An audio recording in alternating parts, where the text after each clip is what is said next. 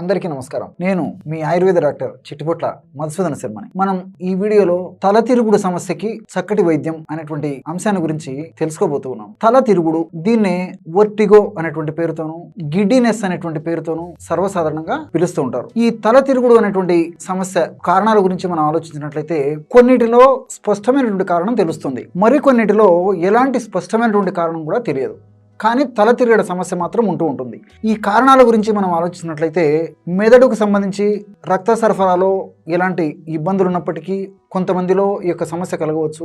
అట్లే వెన్నుపాముకు సంబంధించినటువంటి సమస్యలు ఉన్నప్పటికీ, చెవుకు సంబంధించినటువంటి సమస్యలు ఉన్నప్పటికీ, పోషకాహార లోపం ఉన్నప్పటికీ, రక్తపోటు లాంటి సమస్యలు ఉన్నప్పటికీ ఈ యొక్క తల తిరుగుడు సమస్య కలుగుతూ ఉంటుంది అనమాట. కొంతమందిలో ఎలాంటి సమస్యలు ఉండవు, కానీ ఈ యొక్క తల తిరుగుడు సమస్య మాత్రం ఇబ్బంది పెడుతూ చాలా మానసిక వేదనకు కూడా గురి చేస్తూ ఉంటుంది అనమాట. ఇలాంటి వాళ్ళు ఆ వ్యాధి నిర్ధారణలో భాగంగా వివిధ రకాల పరీక్షలు చేయించుకున్నప్పటికీ పరీక్షలన్నీ నార్మల్గానే ఉంటాయి, కానీ ఈ సమస్య మాత్రం చాలా ఇబ్బంది పెట్టేటువంటి పరిస్థితి ఉంటూ ఉంటుంది అనమాట. కాబట్టి వాళ్ళు ఒక్కరు బయటికి వెళ్ళాలన్నా, ఇంట్లో ఒక్కరు ఒక ప్లేస్ నుంచి ఒక ప్లేస్కి వెళ్ళాలన్నా, లేకపోతే పడుకొని లేవాలన్నా, కొద్ది దూరం వెంటనే లేచి నడవాలన్నా చాలా భయభ్రాంతులకు గురి అయ్యేటువంటి పరిస్థితి ఏర్పడుతూ ఉంటుంది అనమాట.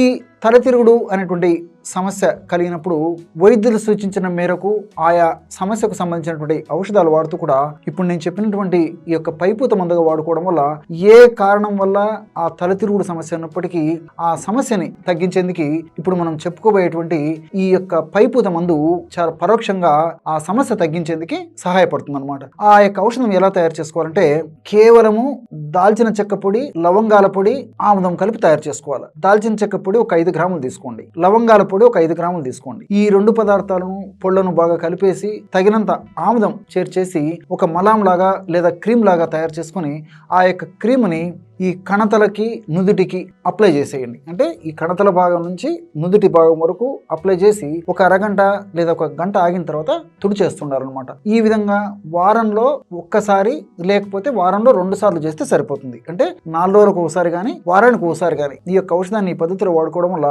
చాలా సమర్థవంతమైనటువంటి అద్భుతమైనటువంటి ఫలితాలు కలిగేటువంటి పరిస్థితి ఏర్పడుతూ ఉంటుంది అనమాట. కాబట్టి ఔషధము తయారు చేసుకోవడం సులువు. అదేవిధంగా మనకు అన్ని తెలిసినటువంటి ఆహార ద్రవ్యాలే, ఎలాంటి సైడ్ ఎఫెక్ట్స్ ఉండవు, అన్ని సైడ్ బెనిఫిట్సే. కాబట్టి అందులో కేవలం మనం పైపూత మందుకే వాడుకుంటున్నాం. కాబట్టి నిరభ్యంతరంగా ఈ సమస్య ఉన్నటువంటి వాళ్ళందరూ కూడా ఈ పద్ధతిలో ఔషధాన్ని తయారు చేసుకుని వైద్యులు సూచించిన మేరకు ఆయా ఔషధాలను వాడుకుంటూ కూడా నేను చెప్పినటువంటి ఔషధాన్ని పైపూత మందుగా వాడుకోవడం వల్ల ఫలితాలు మరింత శీఘ్రంగా సత్వరమే కలిగి ఆ సమస్య తగ్గేందుకు కూడా ఈ యొక్క ఔషధం కూడా చాలా సహకారిగా ఉపయోగపడుతుంది. చూశారు కదా ఎటువంటి సులువైనటువంటి ఔషధాన్ని తల తిరుగుడు సమస్య తగ్గేందుకు ఈ వీడియోలో తెలుసుకున్నారో. మరొక వీడియోలో మరొక అంశంతో మళ్ళీ కలుద్దాం.